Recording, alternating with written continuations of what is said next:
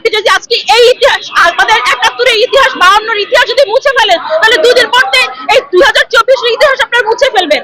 তো কোনো ইতিহাস মুছে ফেলা যাবে না, কোনো ভাই বোন কাউকে কোনো আঘাত করা যাবে না, কোনো বাড়ি পোড়ানো যাবে না। এই কারণেই আমরা আজকে একসাথে হয়েছি। আমি তারপরেও কিন্তু যারা আন্দোলন করেছে বা যারা সাধারণ মানুষ ছিল তারা আতঙ্কিত। আসলে হঠাৎ করে স্বাধীনতা পেলে যা হয় তার কিছুটা অপব্যবহার তো হচ্ছেই। যারা বুঝতে পারছে না তারা কি ধ্বংস করছে। এই দেশটা আমার, এই দেশের প্রতিটা জিনিস আমার টাকায় হয়েছে, সেটা ধ্বংস করার কোনো মানে হয় না।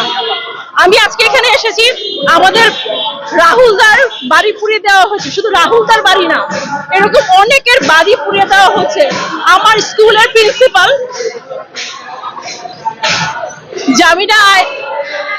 জামিলা খাতুন আমার টিচার, আমাদের স্কুলের নাম ছিল আনন্দ বিদ্যালয়, তার